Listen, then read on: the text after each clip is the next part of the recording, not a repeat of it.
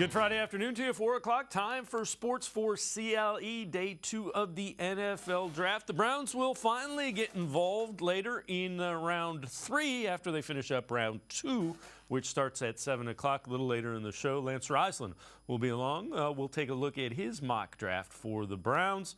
We begin by talking quarterback contracts. So Lamar Jackson agreed to a 5-year deal with the Baltimore Ravens, and it makes him the highest paid player.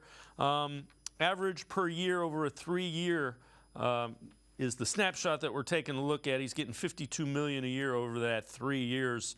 It's technically a 5-year deal, but $52 million average per year. Highest, Jalen Hurts, $51 million a year, checks in at second. You got Aaron Rodgers third, Russell Wilson fourth, Kyler Murray fifth. Deshaun Watson's $46 million a year, checks in at sixth. But Watson does have the most guaranteed money, $230 million guaranteed. You see Kyler Murray still second, just under 190. Lamar Jackson, 185 of that guaranteed. Jalen Hurts, who recently signed a long-term deal, $179.3 million guaranteed. Let's welcome in G. Bush from 92.3 The Fan, as well as the Ultimate Cleveland Sports Show. G. Bush, again, the price of quarterbacks, like sports cars, they're not going down anytime soon. They're going to keep going up. So the guaranteed money, it's interesting on paper. It doesn't very often come into play, though, because these guys usually get their money either way. Yeah, listen, shout out to, Lamar Jackson for getting his money. I look at it like this. After a while, I think what he came to the conclusion is there's a lot of way you can cut the pie up and make it seem like you got what you deserve. Some people say, okay, how much guaranteed money do you got? Well, now he has the second most guaranteed money, $189 million, almost $190 million guaranteed. You can say, look, all right, well, how much are you the highest paid? How much can we show you to respect you? Well, you look at it annually over a 3-year average, he's making more money, $52 million, than a lot of great quarterbacks, including Deshaun Watson, including Josh Allen, including Aaron Rodgers. So now on the pecking order, you're getting the most money over a certain period of time, a 3-year period. You're getting the second most guaranteed money. And you got a 5-year deal instead of a 3-year deal like people like myself were talking about. So if you really look at this situation, Lamar Jackson, I think, came to the conclusion, okay, if I could get that amount of money, I didn't have an agent. He got so much money that he was able to then take that 3% he was going to give an agent and give it to his mom, and that turned out to be $7.8 million. So all in all, it worked out very well for Lamar Jackson. And I think one of the things that happened with the Baltimore Ravens is, one thing about the Baltimore Ravens, they are a very proud organization, and they're a team that does not have PR issues or anything. And I think more than anything, the consensus around the league with players and with other guys that are in the league said, hey, go ahead and pay him. You got to pay Lamar Jackson. Do you get it done? Because if not, what's the alternative? You're going to be one of these teams on the clock right now looking to get Will Levis, who's still in the green room. Like, nobody wants that type of smoke, right? So they got him. Odell Beckham Jr. definitely probably had something to do with that. When Odell signed up, he was not signing up to come take backup snaps and catch balls from other guys. So this is a situation where I think the Ravens saw what they needed to get done, writing was on the wall, and both sides are happy. And Bleacher Report, the winners and losers from the Lamar Jackson contract extension. For the losers, they say the AFC North, of particular note here, they say you can stick a fork in the Browns, too. Deshaun Watson struggled last year in his first game action since 2020. Even if you believe Watson can recapture the past form that made him arguably one of the 5 best quarterbacks in the game, Browns have too many holes on both sides of the ball to hang with Baltimore and Cincinnati. Okay, but there's going to be all kinds of issues coming up with the Bengals because you got to pay Joe Burrow. And you got to pay Jamar Chase. That means you're not going to be able to pay T. Higgins. And you still got to find a way to get that offensive line straightened out. So if you want to say that, all right. But let's see how this plays out. See, anytime I take it with a grain of salt. See, nobody's gonna say nobody. Listen, this is why G. Bush comes. I just got to keep it real. No one's gonna come on your show and tell you this, but me. Those guys who write that, they just don't like Deshaun Watson. They just don't, for whatever reason, whether it's the allegations, whether it's the contract, whether it's his play in 6 games. To be honest, let's be real. I mean, we expected to see a little bit more than what we saw, but let's be real. He hadn't played in like 2 years. What quarterback could come out of like retirement in 2 years, show up in the middle of the season when guys are ramped up trying to get into the playoff chase, and you expect him to come in and be lights out? No, it's not going to happen. Those stories are written from an angle that says, look, I don't like Deshaun Watson. I don't like how it went down. I'm not feeling it. So let me just go and hang my hat on those 6 games. What that article has that is demonstrably false is the fact that if he becomes a top 5 quarterback in the league, that somehow the Browns are still done. Are you serious? If you're in the top 5 quarterback in the league, that means you're in the Watson. That means you're in the Mahomes. That means you Joe Burrow. That means you Josh Allen. Those are top flight names, and those top flight names don't matter.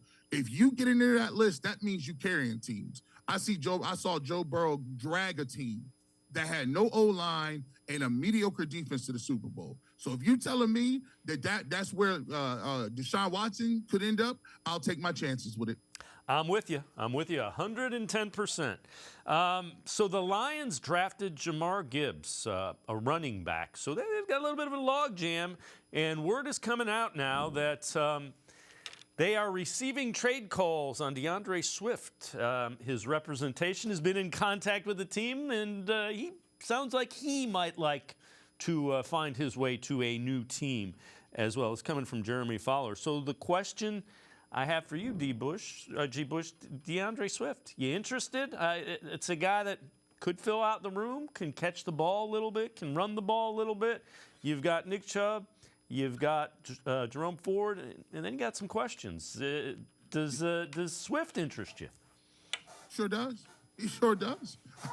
Because when you talk about it, you got Nick Chubb, and behind him, you got an unproven back. I love Jerome Ford. I loved him out of Cincinnati.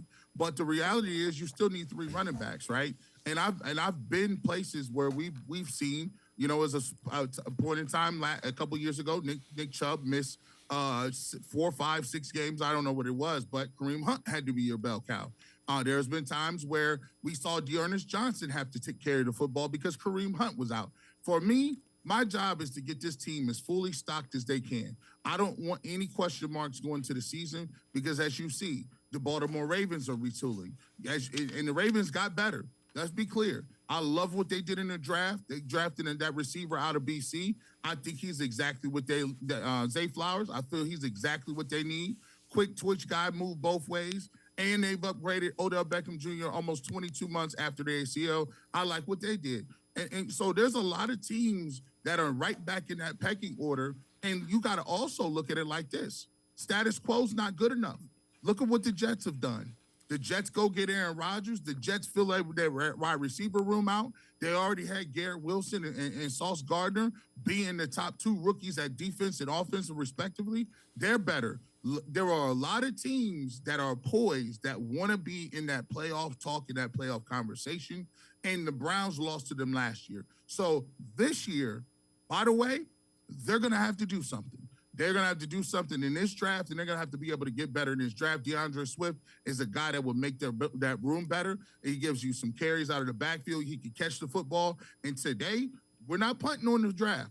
This is very important for the Cleveland Browns because other teams are getting better. I still feel they need a playmaker at receiver and another couple linebackers that can fill in if our veterans are banged up next year. All right, along those lines, take a look at this. This is from Warren Sharp. 2022 receiving yards by receivers who are aligned out wide. That's the top of the list. The Browns aren't on that. The Browns fill in at 1,556 yards, checks in 22nd in the NFL. Now, Elijah Moore will help without question. Marquise Goodwin could help. But to your point, if you're paying a guy $230 million to be your quarterback, you give him as many weapons as you can go out and find. All of them. If you can find them, get them. I've been an advocate of this as Cleveland Browns fans, and you just saw what happened to the Cavs. The Cavs, I'm no longer on this train that says, oh, don't go do it because you might mess up chemistry. Or if you don't go do it, you'll get gentlemen swept and lose 4-1. So I'd rather have a couple of guys on the roster who does scramble up some things. Chemistry ain't winning, football games. I ain't seen chemistry catch a ball yet.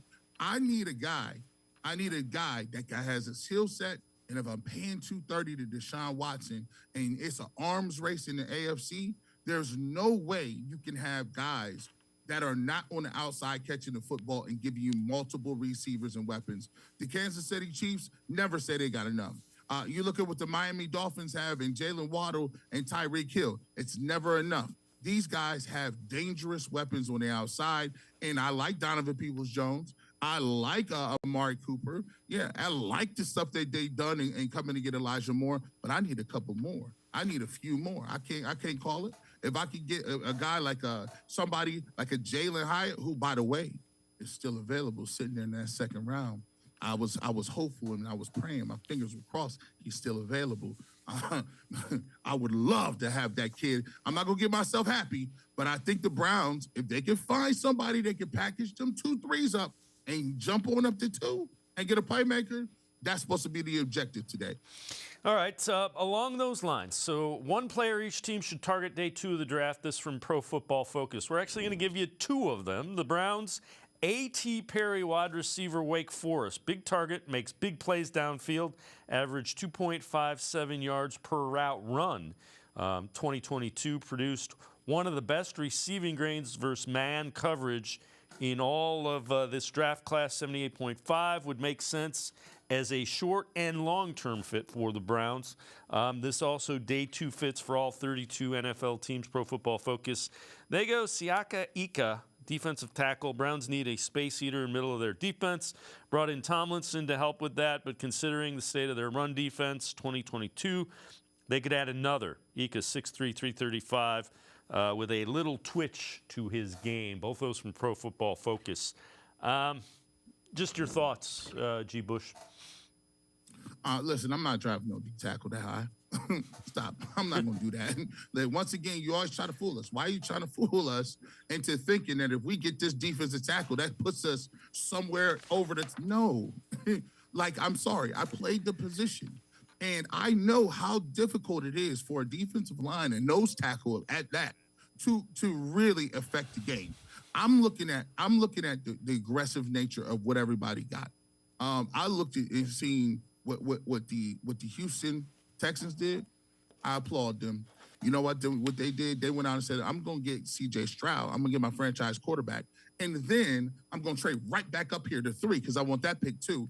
And I'm going to get the defensive rush in out of Alabama as well because he was high on our board. That's how you go after it. And DeMeco Ryans understood something. He understood that the 5-year plan is never a 5-year plan. Really, that 5-year plan that they sell you on is actually a 2.5-year plan. Because if you ain't going to show no promise in them years, they're going to get you up out of here and find somebody else. You'll be a starter coach, and they'll get somebody else in to develop the rest of the roster. Don't believe in that. And he said, you know what?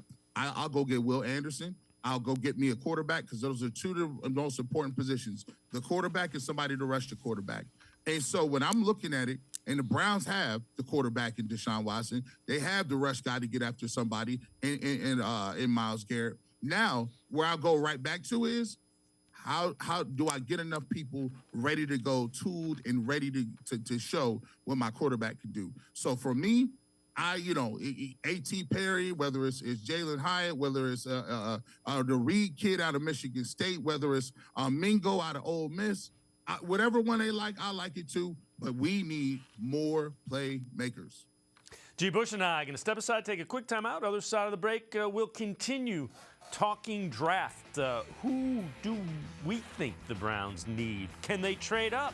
We'll talk about that. Sports4CLE, talking draft. Stay with us. Come back to go forward. Back to learning new things. Back to pursuing your dreams. Tri-C has flexible learning options to fit your life. And every year, more than 1,000 local companies provide Tri-C students with real-world learning. The right education can boost your lifetime earning power by hundreds of thousands of dollars. Start now with a college education you can afford.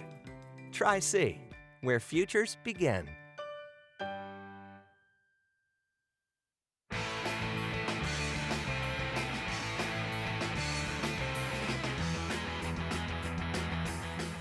We continue talking Browns with G. Bush from 92.3 The Fans, the Barber Shop. So, G. Bush, what do the Browns need to come out of tonight? Day 2, so second, third round. Give me a name or two that if Andrew Berry's able to go and do this, I'm feeling better. Well, listen, I like a couple of people. I like a couple of ends. We talked about it. There's a guy named Byron Young, who's a guy who plays defensive end for the University of Tennessee. He's a little bit older, but freak of nature. There's a Carter out of Clemson, who is another guy who is a 5-star recruit coming out of college, can move, running in the low 4.5s, 4.4s, moving around. I like that level of athleticism.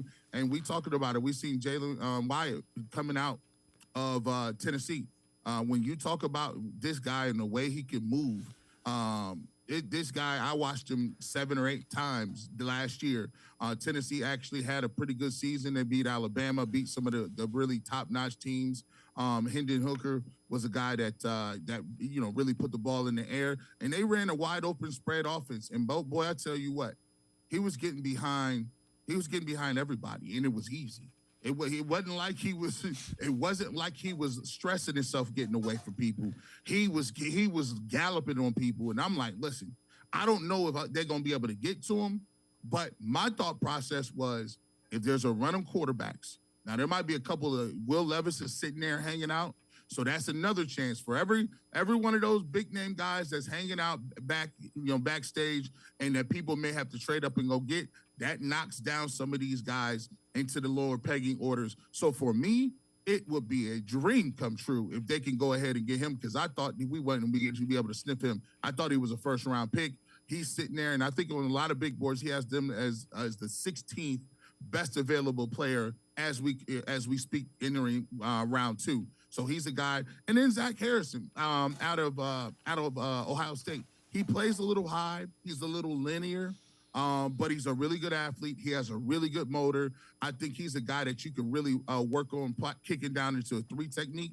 If you are in a Greyhound package or pass rush package, a big body, 5-star recruit out of Ohio State. I like him too. He might be available as well to get after the quarterback. All right. So these are 3 big questions for the Browns as they approach the draft tonight. This from Dawg Pound Daily. Number 1, do they hold tight at number 74? Number 2, do they hold on to all 8 of their picks? And number 3, will the Browns make any trades of current players during the draft? All valid questions. My thought is they're probably more likely to trade back than up, and I would prefer they trade up. I prefer they find somebody that's fallen and they go get them, but I think they're probably more likely to trade back than up. Your thoughts on that, and potentially trading a veteran?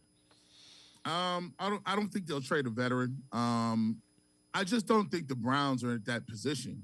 I don't think that they're at that. I would say in their progress or progression of building a team. I don't think that they're at a position where they have a excess of veterans laying around that can help teams win football games, but you're getting rid of. The Browns came in last place. I keep reminding people, they came in last place, and the Pittsburgh Steelers were not good last year. Pickett was not, and Trubisky showed me pretty much nothing. So for me, I don't think the Browns are in a position where they're giving away players or giving away veterans that can help teams win when they can keep them on the roster themselves. So I don't think they'll trade a veteran. As far as what they're going to do, as far as 74, do you think they'll keep all of their picks? They kind of work hand in hand. Do you think they could keep all their picks? No, because I think they should package up those picks and go up to number 2 and get somebody of value. However, that's a very good question, because when you look at the Browns roster, if you start going position group by position group, wide receiver looks like it's going to be very difficult to make this roster. They already have You know, they already have Bell and Schwartz, and that's about 8 people right there with the rest of the guys that we assume will make the team. You look at the offensive line. There's really no room up front for the offensive line. They have multiple reserves. Nick Harris is a reserve now because of Pocic, you know, getting that position. Nick Harris, you got Hubbard. That position is kind of loaded. You could look at the tight end room. Maybe if you trade Harrison Bryant, but they have 3 tight ends, one of them they grabbed in free agency. So obviously, if you're going to take a tight end in free agency, that means you kind of like them. So that place is full. And then we look at cornerback position. They draft a corner every year, it seems like. So in the secondary, when you look at it, they like AJ Green. You know, you look at Newsome, that's a first-round pick, a third-round pick at Emerson. Denzel Ward is a $100 million man. So I mean, if they draft a rookie, like, is he really going to actually make this team? So long story short, they're either going to have to package some stuff up and punt those picks next year and kick them back to next year and trade some picks later in the round to get some picks next year. They could do that, or they could package those picks and move up, and you would have a package that maybe looks like 2 3s and a 4th, or 2 3s and a 5th to get up to the second round to get somebody you really like. So for me, I would prefer trading up, but I think you can see both. I think you can see something once they trade up to 2 to get who they're going to get. If it's at a position of need, I can see them saying, okay, well, we'll go 4th, 5th round. We'll kick those to next year and trade with somebody so we can move those picks down the line. All right, before I let you go, a day 2 mock draft from BrownsWire.com. At 74, they have the Browns taking wide receiver Marvin Mims from Oklahoma. And then coming back at 98, Nick Herbig, edge rusher from Wisconsin. Two names we've heard associated with the Browns. Just your thoughts on Mims and Herbig, how they may fit. Yeah, I mean, Marvin Mims reminds me of the guy that that just got hurt for Oklahoma. He has like the similar type game. Woods, he's a guy that, I mean, he's not a real huge burner. I would call him, he's pretty balanced at everything he does. He can catch a little bit. He has some speed, but he doesn't have burning speed. Herrick is a guy, when I look at him, you take a look at like guys like Joe Schobert who play defensive end where they move him around outside linebacker. TJ Watt, they do the same. He's of that mold of a guy who is a tweener, a outside linebacker / rush in. For me, I would like to get a little more quick twitch. I want to get somebody, like if I'm going to get an edge rusher, I'm looking to get an edge rusher that's going to be upfield. I want a guy, I like my edge rushers from SEC land. I like them fast. I like them, hungry. That's what I'm looking for. In terms of that, I think he'll be a decent player. He may end up being a special teams player, but I don't know for sure whether or not he's going to be a guy that's going to make a difference in the roster, where I do feel like there's a couple of guys, if you can get them in the program, that they can be difference makers with the way they run and the way they get after the quarterback. G. Bush, as always, great stuff. Appreciate the time and the insight. Thanks very much, G. Bush. All right, anytime. G. Bush, make sure you're checking it out. 92.3 The Fans, The Barbershop, 8 until noon on Saturday mornings. You can also catch them in the Ultimate Cleveland Sports Show, Monday through Friday, 11 to 1. We're going to step aside, take a quick timeout. Other side of the break, Lance Reisland from cleveland.com, plain dealer, will join us with a mock draft of his own, talking Browns, who they may be going after tonight. Lance Reisland's mock draft straight ahead. Stay with us. The Ohio Lottery Partners in Education program recognizes role model students and teachers from across Ohio. Nominations can now be done completely online. To nominate a deserving teacher or student, go to ohiolottery.com. In the About section, find Partners in Education. There you will find links to the nomination forms. Students kindergarten through 12th grade can be academic all-stars. Teachers can be honored as a Teacher of the Month. The Ohio Lottery Partners in Education, where stars shine.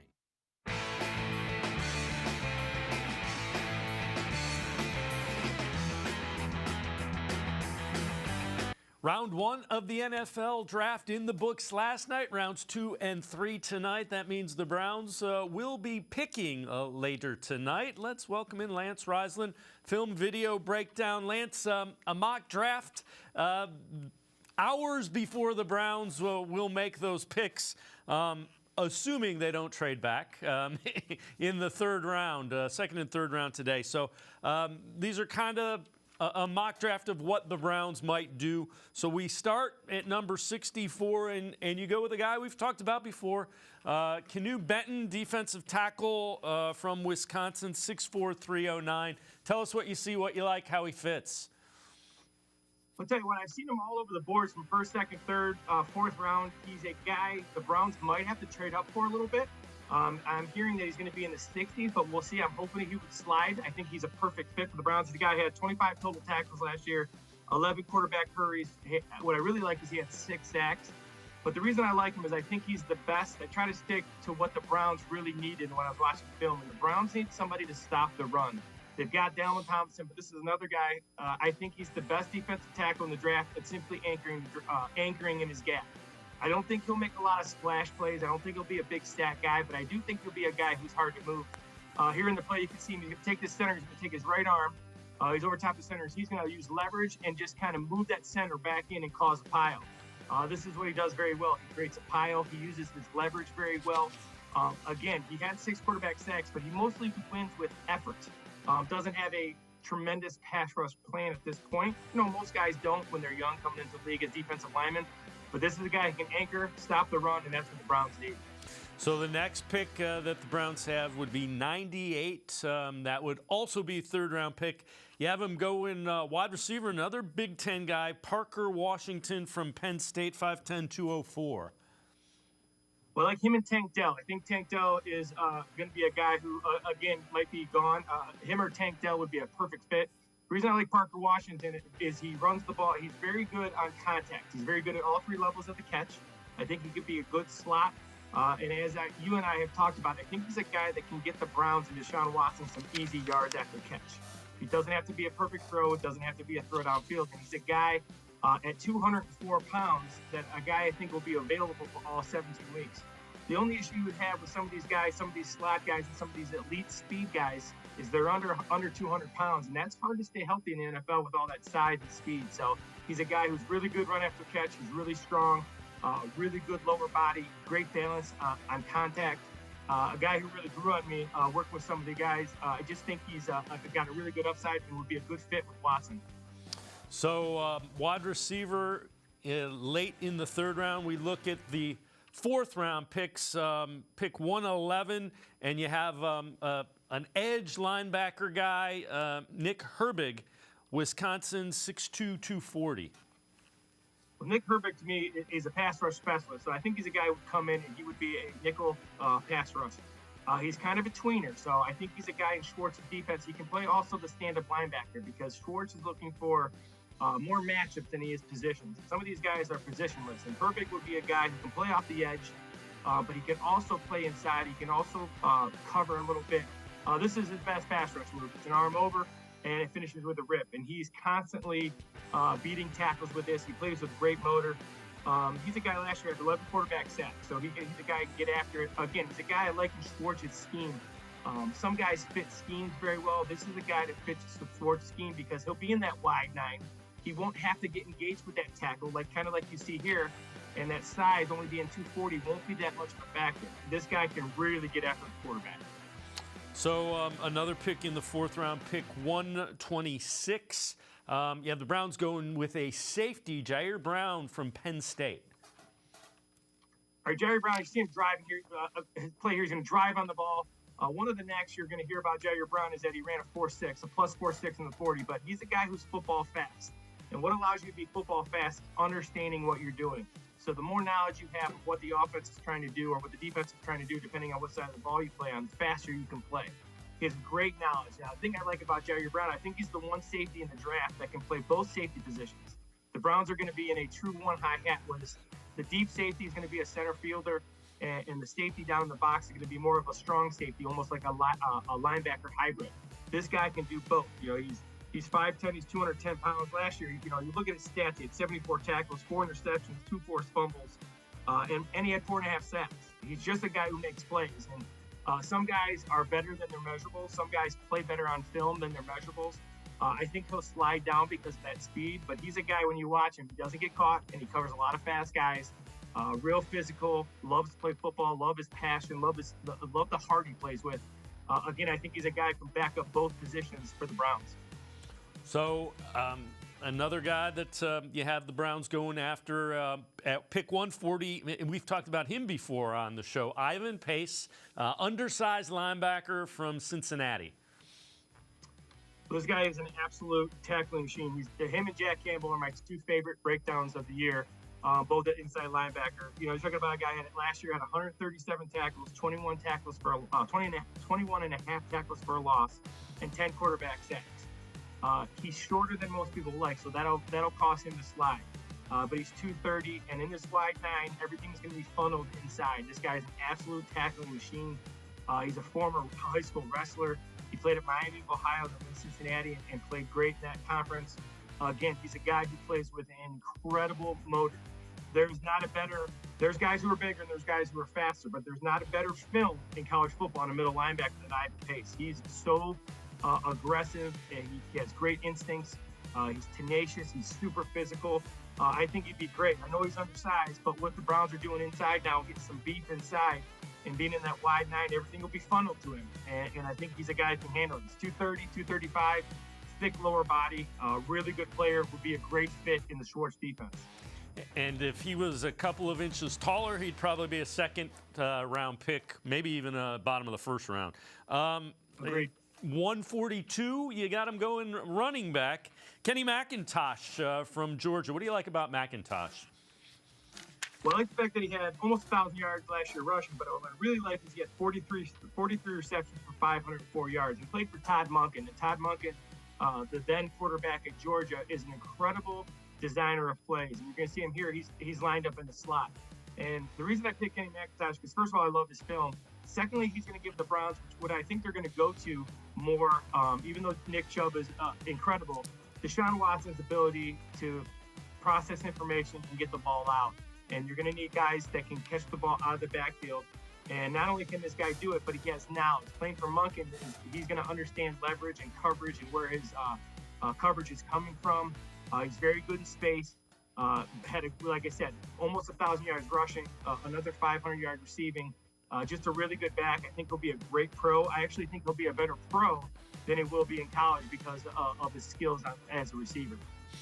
And in the 6th round, pick 190, you have Browns addressing a tight end, Zach Kuntz. Again, another guy we've talked about, 6'7", 255 from Old Dominion. So I've talked about this guy a lot. This guy's my draft crush, one of my draft crush because of his what he did at the combine. So you can say that he probably had the best tight end combine ever.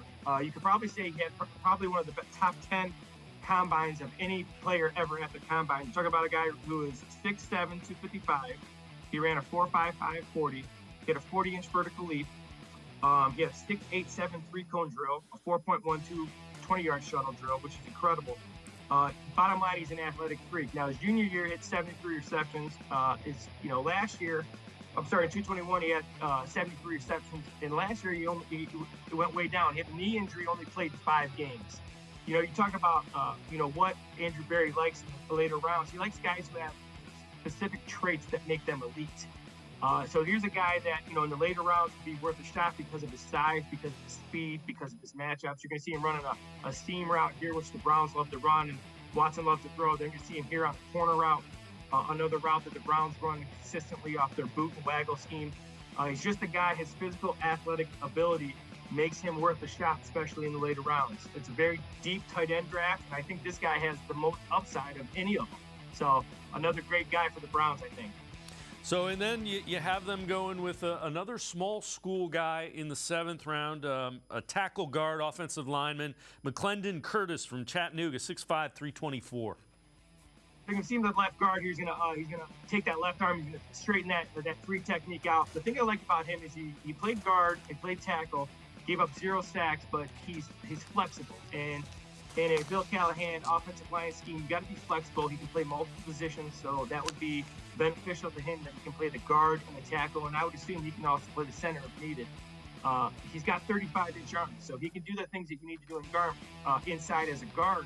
But he's also long enough to play that left or right tackle. And you think about Conklin with injuries and getting older, and what the Browns are going to do with Jed Willis moving forward, and no one knows what that's going to be. You're talking about a guy who has elite athletic ability, and I think guys who are athletes and are nasty can be taught how to pass, block, and do other things. But you can't teach athleticism, and you can't teach nastiness, and this guy has both of them. So, again, he's a small school guy. I think he's a guy who will be around in late rounds, and because of those elite traits, I think he's a guy worth taking a shot on.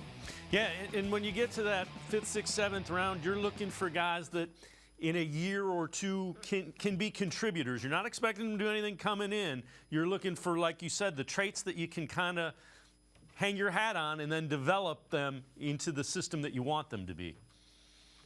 Well, if you look at, I look back at the drafts, Barry, and what they've done, and they want guys who have these, they haven't reached their ceiling yet, I think is a good way to put it. So they're guys, some guys on film are really, really good, but they're at their ceiling. They're really well coached.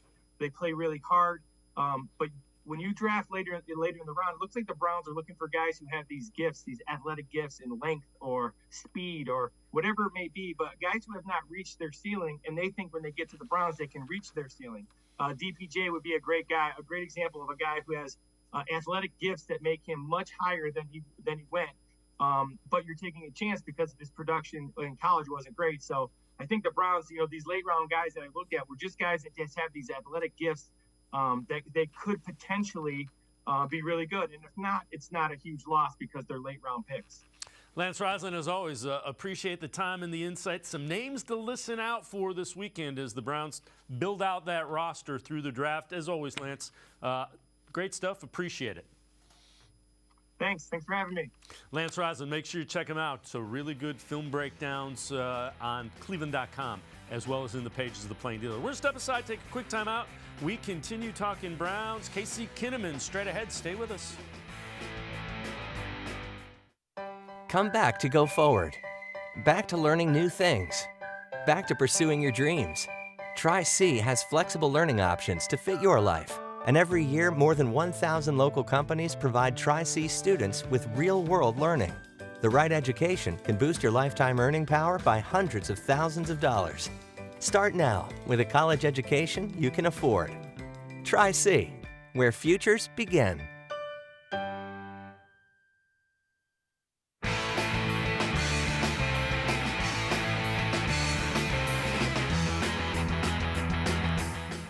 We continue talking Browns on Sports4CLE. Round 2 of the draft gets underway about 2.5 hours.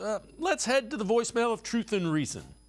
Hey guys, in the first round, O-linemen and D-linemen were taken with roughly half of the picks, eating up some great prospects. Someone said years ago, it all starts in the trenches in football. Who in the third round tonight might be available for us to add that could provide line help on both sides of the ball, especially in the case of injury to key starters? Our depth on the lines doesn't feel complete yet. Go Browns! As always, appreciate all of the voicemails. Let's welcome in Casey Kinnamon from Dog Pound Daily. Casey, I will defer to you. Some guys along the defensive line, particularly, that you think would make sense for the Browns if they're there at 74. Well, the dream has been Keanu Benton, but unfortunately, I think it's just a dream at this point. I think we're going to blink our eyes and he's going to be gone. I'll be surprised if he makes it out of the 40s at this point. Probably our fault for invoking his name too much. But three of them that I would keep an eye on: Dexter from Florida. I think he's a viable option there. And then you look at players like Zach Pickens from South Carolina or Carl Brooks from Bowling Green. I think either of those would be in play at 98, even possibly 111 for Brooks. All right, along those lines, let's take a look at top 5 prospects remaining for the Browns day 2 of the draft. This is from Dog Pound Daily. Number 5, Derek Hall, edge rusher from Auburn. Number 4, a guy we saw in our film breakdown last segment, Zach Kuntz, tight end from Old Dominion. Number 3, another name familiar, Tyler Scott, wide receiver from Cincinnati. Number 2, the man you mentioned, Keanu Benton, defensive tackle from Wisconsin. Number 1, Trenton Simpson, linebacker from Clemson. A lot of those make sense. My fear, Casey, is that all 5 of those may be gone by the time we get to 74. Yeah, for me, it's been Derek Hall and Keanu Benton. And as we get closer and closer, it just seems like they're going to be just out of reach. If you look at that list, though, I mean, I think Kuntz will be available on day 3, a little later, like a high-end prospect, but he kind of does what Jordan Akins does. So I don't know if you want to take on duplicating skill sets right away, but someone who could replace him down the line. Trenton Simpson is another one that will probably be out of reach, but he's very intriguing. I mean, someone with that kind of size, weighs 235 pounds, but he's an excellent coverage linebacker, which is a skill set coveted at the next level, and it's something you don't see that often. Yeah. I mean, it's going to be slim pickings. If Keanu Benton's there, man, I think that has to be the move. And if you could pivot to Derek Hall, that'd be an amazing plan B. But unfortunately, I think that they've gotten a little too much hype these last couple of weeks and might be just out of reach. Is there a guy that you think they may try to trade up for into the bottom half of that second round? Somebody that you think could slide, that's an intriguing name that might encourage Andrew Berry to do what he did for JOK, for lack of a better, description. I think Derek Hall. I think he could be that guy. I obviously I think I would trade up for Benton as well. I just think he's going to go earlier and not, have that slide to him to where he becomes available in a range they might be comfortable with giving up assets. But I think Hall might. I think Hall might still be there in the 60s, which would be a sweet spot to move up a couple spots and not have to give up so much. This is from the Bleacher Report, so it's the best defensive lineman available. And they list it. They list Siaka Ika as the best nose tackle. So this is kind of interior, and there are some guys that we've talked about. So Ika, Adibare from Northwestern, another one that's intriguing. Zach Harrison from Ohio State, Benton that we've talked about, Dexter that we've talked about, and again, Pickens. You look at that list, who do you like? I know you like Benton. Is there anybody else that – Ika is a guy that, for whatever reason, he kind of scares me a little bit. Yeah, I would stay far away from Ika at this point. I would just – his 2021 tape was good, and he just followed it up with a bad year, and then you saw the testing. It kind of matched what you saw on tape in 22, and there's allegedly he's failed some team medicals. I would let someone else draft that guy. Adibare, but that's another guy. I don't think he's going to be there, but if he was, that'd be a piece of clay you could hand Schwartz and really see some damage. He could give you inside-outside versatility. He's just a physical freak. He can move, and he's got the power to play inside and the strength to set an edge on the outside. So that would be a guy I'd be very interested in. What about Zach Harrison? If he's sitting there at 74, the skills are intriguing. Was he? I don't want to say misused. Did they ask him to do some things that maybe weren't the things he does best at Ohio State, maybe? I don't think so. It was inconsistent. The inconsistency on tape, for me, I get worried because, yes, every single tool's in place, former 5-star. He was brought there to be that next succession in the Bosa line and just, and you want to think like, well, get him in a professional, defensive end room and he can learn to grow. But if Larry Johnson couldn't get it out of you at Ohio State, I don't know if that ceiling is there, but physically, yes, there's not a lot of dudes walk around the planet like that guy. And if 74 might be a little rich, but 98, if he's there, I can see pulling the trigger there, but I still think he's a little bit of a project. All the tools are in place, but for whatever reason, he hasn't put it together. He would flash on tape and then kind of just disappear, so. And at Ohio State, to not be able to produce when you've seen so many guys come through there and do that, it is alarming to me. Yeah, it's a head scratcher without question, because you heard about him from the time he came to Ohio State, and every year it was like, well, he's going to break out. Well, he's going to break out. And yeah, that's exactly it. I mean, we knew about him before he even got there. He was that next guy, and like I said, all the tools were in place at Ohio State for success there. We've just seen it's a factory for that position in general. Larry Johnson churns them out, and he wasn't able to get there with Zach Harrison. So it does give me pause. But then again, you look at his physical attributes, and you can see why an NFL team would bring him in and give him a shot. Casey Kinnamon and I are going to step aside, take a quick time out. Other side of the break, we continue to look at draft prospects. We'll take a look at what they're saying about some of the running backs. Sports4CLE will be right back. Stay with us. Come back to go forward. Back to learning new things. Back to pursuing your dreams. Tri-C has flexible learning options to fit your life. And every year, more than 1,000 local companies provide Tri-C students with real-world learning. The right education can boost your lifetime earning power by hundreds of thousands of dollars. Start now with a college education you can afford. Try C, where futures begin. The Ohio Lottery Partners in Education program recognizes role model students and teachers from across Ohio. Nominations can now be done completely online. To nominate a deserving teacher or student, go to ohiolottery.com. In the About section, find Partners in Education. There you will find links to the nomination forms. Students kindergarten through 12th grade can be academic all-stars. Teachers can be honored as a Teacher of the Month. The Ohio Lottery Partners in Education, where stars shine. The Greater Cleveland Sports Hall of Fame celebrates the star athletes and notable sports figures who were born or have made their home in Greater Cleveland. It tells the story of discipline, commitment, perseverance, sportsmanship, and excellence in achievement. It encourages and inspires those who believe in sport and its direct impact on the well-being of our community. Go to clevelandsportshall.com or follow us on Twitter at GCLE Sports HOF for more details.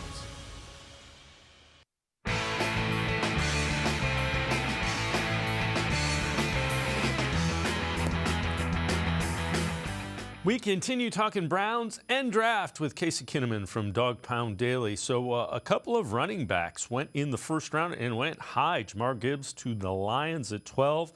Bijan Johnson at 8 to the Falcons. So let's take a look at the best remaining running backs that are available. And they say Devon Chain has the best speed. They say Rashawn Johnson best power.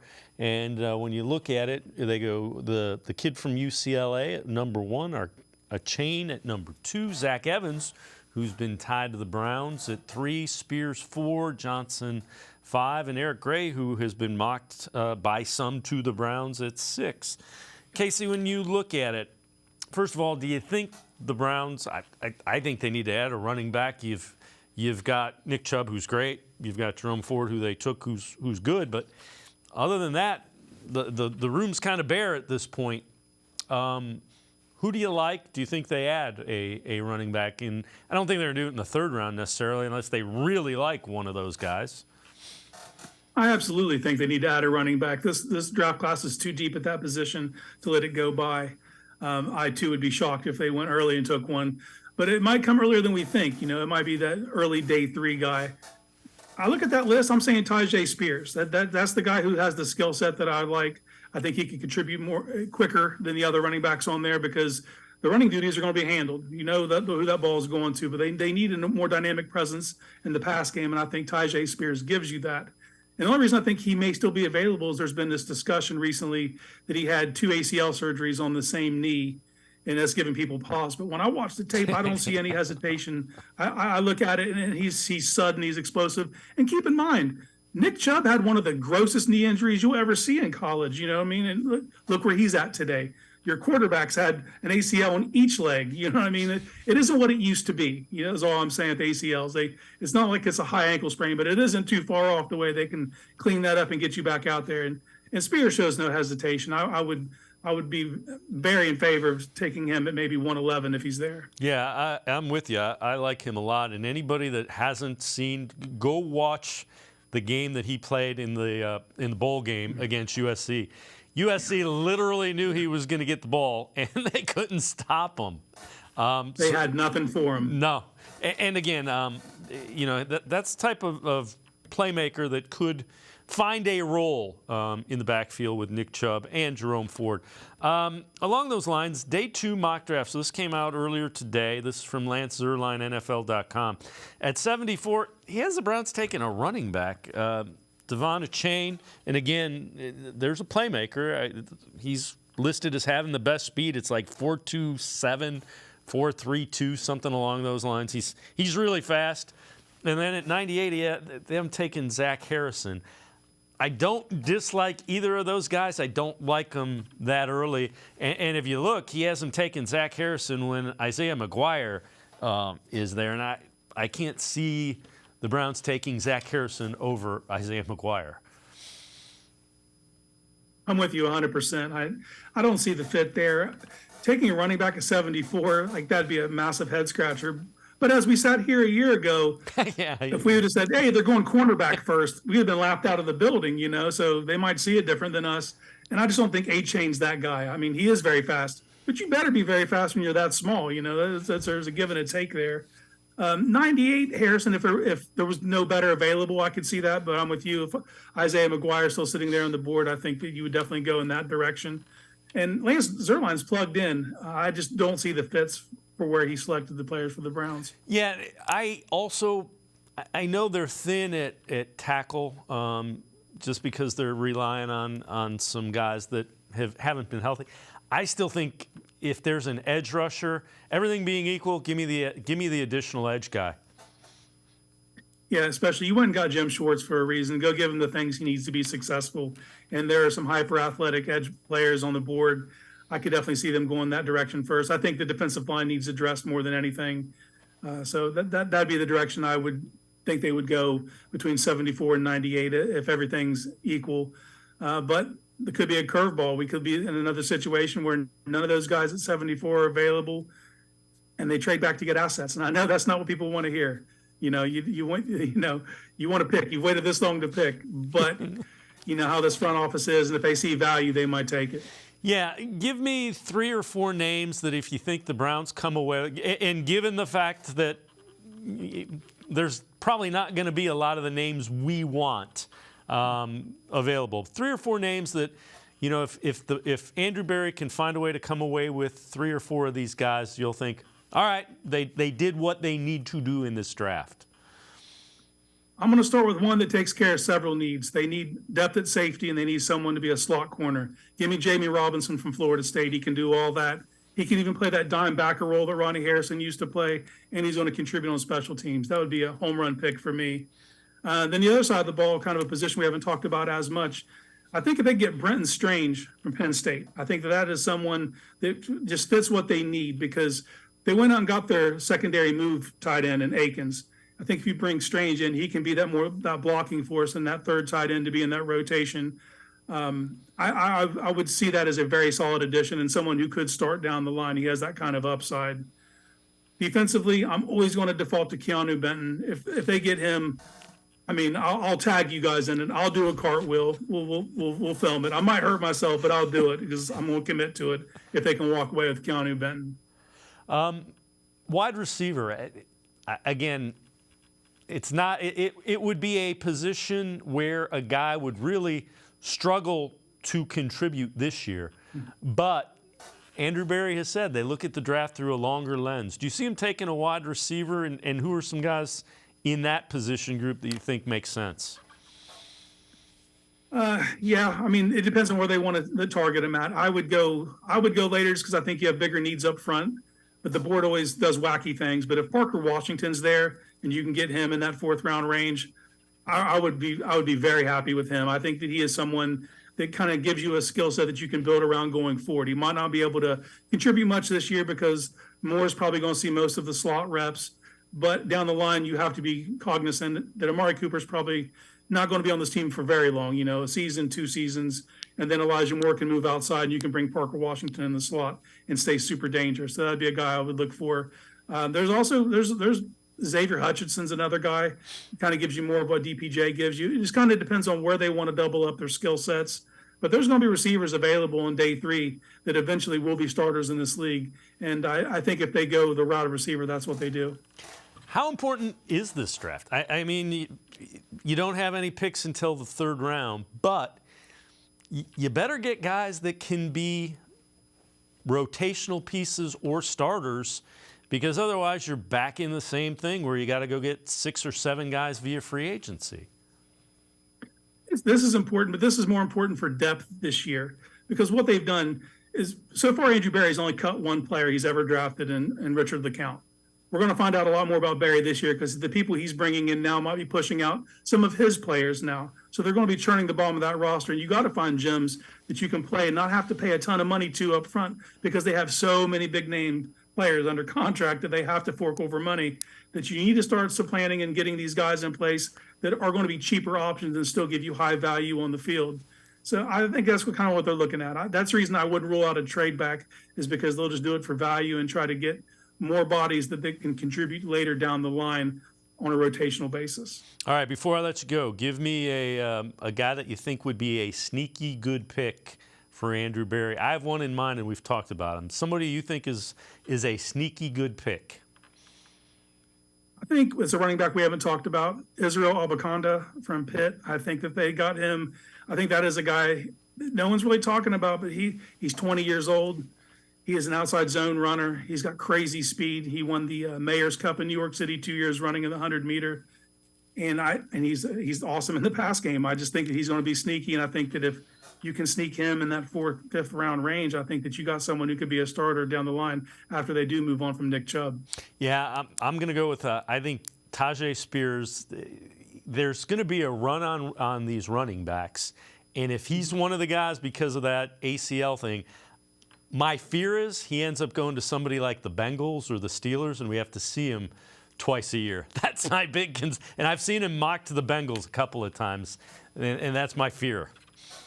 I have that effect with defensive tackles. Anytime I fall in love with a defensive tackle, they go to the enemy. It started with Cam Hayward. Travis Jones last year was a guy I was pounding the table for. So I'm hoping that doesn't happen to Keanu Benton for me. I could very well see him in a jersey that I don't want to see him in, and then I have to hate him for his career. And I don't want that for that young man.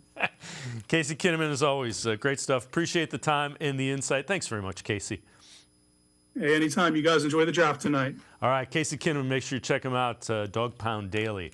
Each week, in conjunction with the Ohio Lottery Partners in Education program, we recognize a role model student from somewhere across the state of Ohio. We head to downtown Cleveland, St. Martin de Porres High School to meet this week's shining star, Samuel Feliciano, a junior basketball player and a guy that just keeps working in the classroom. The Ohio Lottery Partners in Education program is proud to salute Samuel Feliciano from St. Martin de Porres, this week's shining star.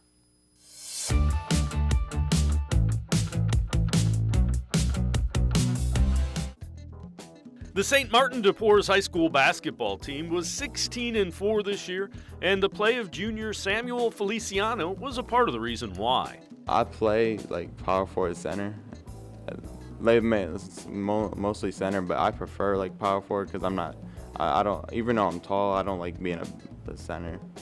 I don't like being the big man. I prefer because I can shoot, so I prefer other positions.